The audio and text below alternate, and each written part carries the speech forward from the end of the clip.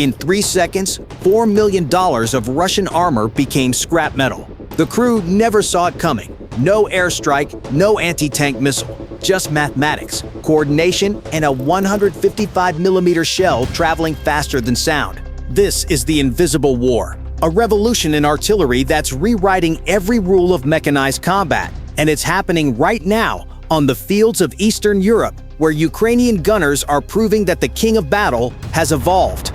For over a century, artillery has been called the king of battle, but it's always had one fundamental problem: you can't see your target. Unlike infantry with rifles or tanks with direct fire cannons, artillery crews launch projectiles over horizons, across valleys, beyond their line of sight. They depend entirely on someone else: forward observers, reconnaissance units, aerial spotters to tell them where to aim. In the Cold War, this meant slow, cumbersome communication chains. A forward observer would spot enemy armor, radio coordinates back to a fire direction center. Officers would calculate firing solutions with paper charts and slide rules. And minutes, sometimes tens of minutes, would pass before shells landed on target. By then, the tanks had moved.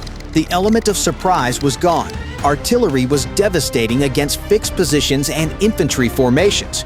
But against mobile armor, it was like trying to hit a moving car from a mile away, blindfolded. When Russia invaded Ukraine in February 2022, they brought with them over 3,000 main battle tanks. Ukraine had perhaps 500 operational vehicles and artillery systems that were on paper outmatched and outnumbered. But Ukraine had something Russia didn't anticipate. They had adapted, they had innovated, and they were about to demonstrate that in modern warfare, it's not the size of the gun that matters, it's how precisely you can aim it. March 2022, the world watched in horror as satellite images revealed a 40-mile-long Russian convoy approaching Kyiv. Thousands of vehicles, tanks, supply trucks, artillery pieces, a mechanized fist aimed at Ukraine's heart. But then, something remarkable happened. The convoy stalled, not because of Ukrainian jets. Russia controlled the skies, not because of tank battles. Ukraine was outnumbered. The convoy stalled because Ukrainian artillery, guided by commercial drones and civilian-operated reconnaissance, began systematically destroying key vehicles. Here's how it worked. Small teams of Ukrainian forward observers, often using commercial quadcopter drones purchased online, would identify high-value targets: fuel trucks, command vehicles, bridge crossing equipment. They'd send GPS coordinates via encrypted messaging apps to artillery batteries positioned miles away. Ukrainian gunners would input those coordinates into fire control computers, some modern, some improvised from laptop software, calculate the firing solution in seconds, and launch precision strikes before Russian forces could react. The results were devastating. Fuel trucks exploded, blocking narrow roads. Command vehicles were destroyed, severing communication. Bridge-laying equipment was eliminated, preventing river crossings. The convoy didn't need to be destroyed entirely. It just needed to be paralyzed, and paralyzed it was. The psychological impact was immediate. Russian tank crews, expecting to fight Ukrainian armor in open combat, instead found themselves under constant threat from an enemy they couldn't see, couldn't predict, and couldn't effectively counter. Ukrainian artillery crews began developing a rhythm, what they called shoot and scoot: fire 3 to 5 rounds at a target, then immediately relocate before Russian counter-battery fire could arrive. Speed became survival. This wasn't the artillery warfare of World War II, where massive batteries would bombard the same positions for hours. This was a deadly game of chess, played at the speed of fiber-optic communication. And Ukraine was winning. The weapon that changed everything wasn't a gun, it was a camera. Traditional artillery reconnaissance required humans to move dangerously close to enemy positions, expose themselves to observe targets, and communicate coordinates through vulnerable radio networks. One observer could cover maybe a square kilometer of territory. A single drone could surveil 50 square kilometers, transmit real-time high-definition video, identify targets using thermal imaging, and remain airborne for hours, all while the operator stayed safely behind friendly lines. Ukraine embraced this technology with remarkable speed. Military units partnered with volunteer drone operators. Crowdfunding campaigns purchased commercial drones. Tech-savvy civilians developed custom software to integrate drone feeds directly with artillery fire control systems. By mid-2022, some Ukrainian artillery units had achieved what Western militaries call sensor-to-shooter, times of under 60 seconds. That means from the moment a target was identified to the moment shells began impacting, less than a minute elapsed. Compare that to traditional methods, which might take 5 to 15 minutes.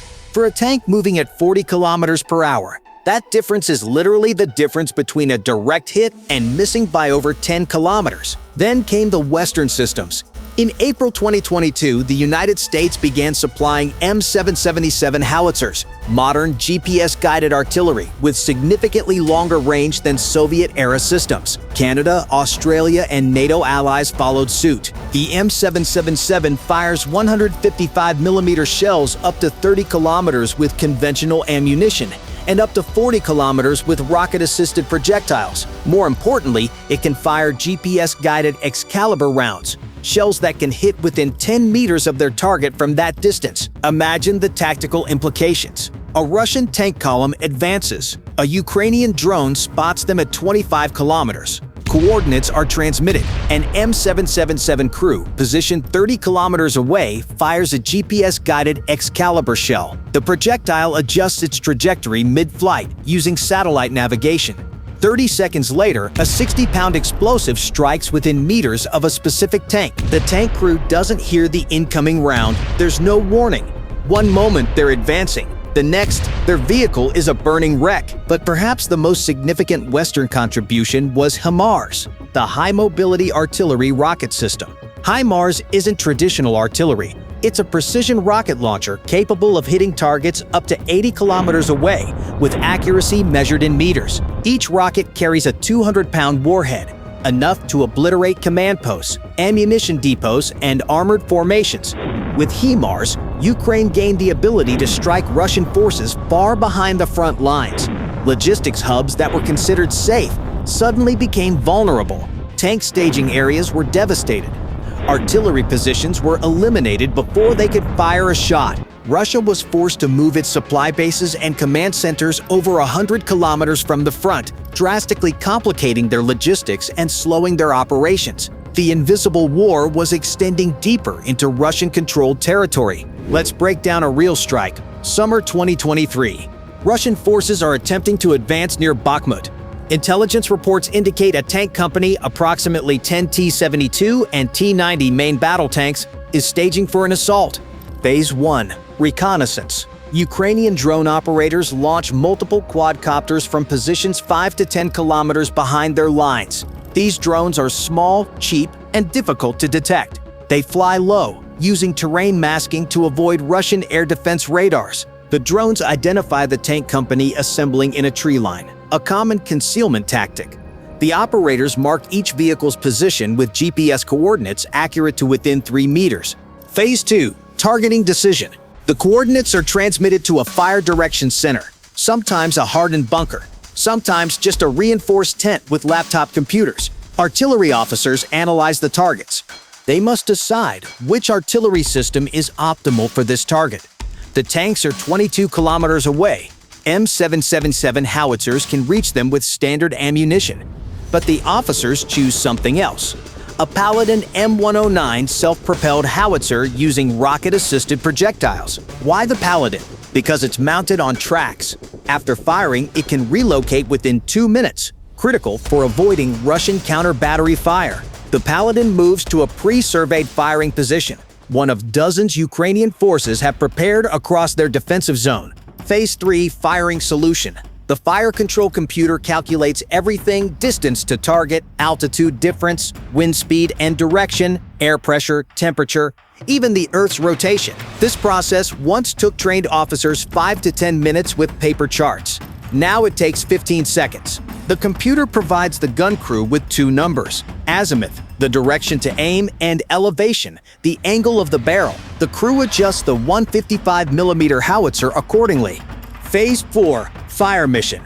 The Paladin fires, not 1 round, but 6, in rapid succession, a technique called time on target.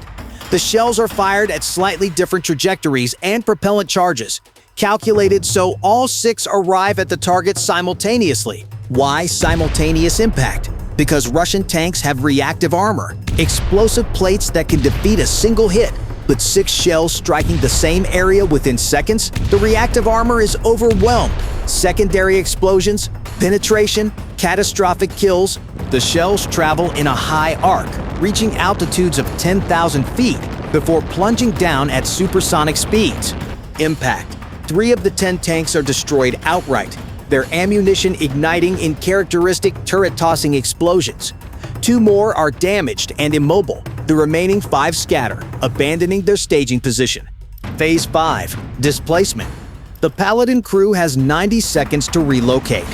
Russian counter-battery radars detected the Paladin's firing signature, calculated its position, and are already transmitting coordinates to their own artillery.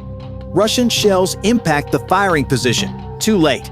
The Paladin is already 2 kilometers away, concealed under camouflage, while Ukrainian electronic warfare units jam Russian communications, preventing follow-up strikes. Total time from target identification to strike, 6 minutes. Russian casualties: 3 tanks destroyed, 2 disabled, 15 to 20 crew members killed or wounded. Ukrainian casualties: 0. Welcome to 21st century artillery warfare. But artillery strikes on Russian tanks are only half the story. The other half is a deadly game of hide-and-seek happening every hour, every day, across hundreds of kilometers of front line. It's called counter-battery warfare, artillery hunting. Artillery. Modern counter-battery radars can detect the moment an artillery piece fires. They track the shell's trajectory backwards, calculating the firing position within seconds. Then they transmit those coordinates to friendly artillery, which attempts to destroy the enemy guns before they can relocate. This creates an incredibly dangerous environment for artillery crews on both sides. Fire your weapon and you've just painted a target on your back. The enemy knows where you are, and shells will begin falling within minutes, sometimes seconds. Survival depends on speed. Ukrainian crews have refined shoot and scoot to an art form. Some units can fire, pack, and relocate in under 3 minutes. The difference between 3 minutes and 4 minutes is often the difference between life and death. The casualties tell the story. Early in the war, both sides lost significant artillery assets to counter battery fire. But Ukraine adapted faster. They dispersed their forces more effectively, used better camouflage discipline, and employed electronic warfare to disrupt Russian targeting. Ukrainian units began constructing decoy firing positions, realistic-looking artillery setups designed to attract Russian fire, while the real guns operated from nearby concealed locations. Russian artillery would waste ammunition striking empty positions while Ukrainian guns remained operational. Electronic warfare became equally critical.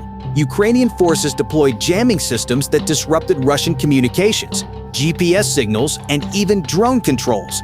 Russian artillery crews found their targeting data corrupted, their drone feeds interrupted, their coordination deteriorating. By 2024, estimates suggested Ukraine was maintaining a favorable exchange ratio in the counter-battery fight, destroying more Russian artillery systems than they were losing. This was remarkable given Russia's initial numerical advantage. The key was integration. Ukrainian forces combined drones for reconnaissance, radar for counter-battery detection, electronic warfare for disruption, and precision artillery for strikes, all coordinated through digital systems that enabled near-instantaneous response. Russia, despite its larger arsenal, struggled with coordination. Their systems were often older, incompatible, and operated by units with poor communication between them. They had the guns, but they lacked the network to use them optimally. But beyond tactics and technology, there's a human dimension to this artillery war. And for Russian tank crews, it's a waking nightmare. Imagine being inside a T-72 tank. You're sealed in a steel box with 2 other crew members. Visibility is limited to small periscopes and targeting optics. You hear the rumble of your own engine, the creak of suspension, the radio chatter of your unit. Then, without warning, nothing. No explosion, just a flash, and you cease to exist. That's how artillery kills tanks. The crew doesn't hear the incoming shell. It's traveling faster than sound. By the time the sound wave reaches them, the warhead has already penetrated the armor, and the tank's ammunition is exploding. Russian doctrine traditionally relied on massed armor assaults overwhelming the enemy with numbers. But that doctrine was built for a different era, when artillery couldn't efficiently target moving vehicles. Now, every time a Russian tank leaves concealment, it becomes a potential target for artillery that can strike with minimal warning. The psychological effect has been devastating. Intercepted Russian communications reveal tank crews refusing orders to advance, abandoning vehicles before combat, and expressing terror at the prospect of crossing open terrain. Ukrainian artillery has effectively rendered large portions of the battlefield impassable for Russian armor. Any concentration of tanks draws immediate fire. Any assault across open ground becomes a death sentence. Ukrainian commanders report that Russian armored tactics have become increasingly cautious, almost paralyzed.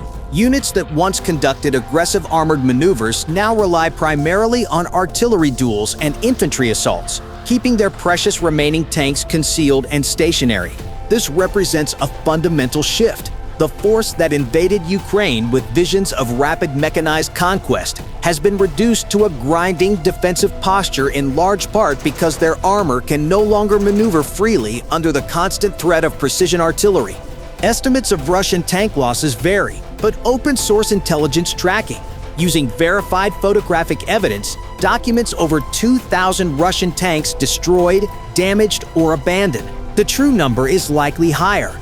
Each one represents not just millions of dollars in equipment, but 3 trained crew members killed, wounded, or psychologically shattered. What Ukraine has demonstrated isn't just winning a specific battle or campaign. They've revealed the future of mechanized warfare, and it's a future where traditional armor is increasingly vulnerable. For a century, the main battle tank has been the dominant ground weapon system. Heavily armored, powerfully armed, mobile, and intimidating.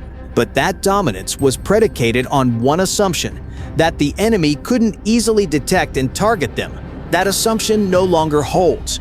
In an era of ubiquitous sensors, satellites, drones, ground-based radars, acoustic detection systems, armor cannot hide. And when you cannot hide, precision fires will find you. Military strategists worldwide are watching Ukraine and asking fundamental questions. If tanks are this vulnerable to precision artillery, do they still have a future? Should armies invest in active protection systems, electromagnetic defenses, or distributed operations? Or should they simply accept that the age of massed armor is ending? Some answers are already emerging. Active protection systems like Israel's Trophy can intercept incoming projectiles, but they're expensive and have limitations against top-attack artillery. Electronic warfare can disrupt precision guidance, but it's a game of measures and countermeasures.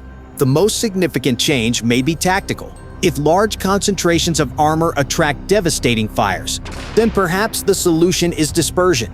Smaller units spread across wider areas, making detection and targeting more difficult. This is the concept of distributed lethality. Instead of 20 tanks advancing together, you have 20 individual tanks operating independently across a broad front, coordinated through digital networks but physically separated to avoid mass casualties from precision strikes. Western militaries are already adapting their doctrine based on Ukrainian lessons. NATO exercises now emphasize rapid displacement, electronic warfare integration, and counter-drone operations. The U.S. Army is accelerating development of extended-range precision artillery, and the evolution continues. The next generation of weapons may include railguns with ranges exceeding 100 kilometers, directed energy systems that can destroy incoming shells mid-flight, and fully autonomous loitering munitions that can identify and engage targets without human input.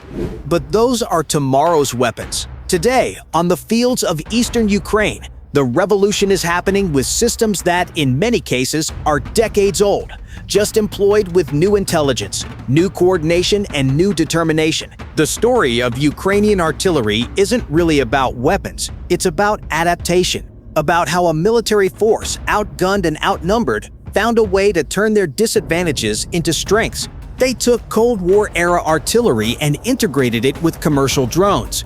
They combined Western precision systems with Ukrainian ingenuity and courage. They transformed artillery from a blunt instrument into a surgical tool. In doing so, they've changed warfare itself. Every military planner, every defense contractor, every strategic thinker is now reassessing long-held assumptions about mechanized combat. The lessons from Ukraine will shape military doctrine for decades to come. But for the Ukrainian crews firing these guns, it's not about military history or future doctrine. It's about survival. It's about protecting their homes, their families, their nation. Every successful strike is one less Russian tank threatening their cities. Every mission is personal. And so the invisible war continues. Every day, across hundreds of kilometers of front line, Ukrainian artillery crews are repeating this deadly mathematics: target identified, coordinates transmitted, shells fired, impact, each strike a small victory in a larger struggle. This is how wars are won in the 21st century, not with dramatic charges or decisive battles, but with precision, persistence, and the courage of crews who fire their guns, knowing that every shot reveals their position, knowing that the enemy is hunting them just as they hunt the enemy, knowing that survival depends on being faster, smarter, and more adaptable than their opponent. Welcome to the future of warfare. It's invisible, it's precise, and it's absolutely lethal. Thank you for watching. Stay informed, stay analytical, and we'll see you in the next video.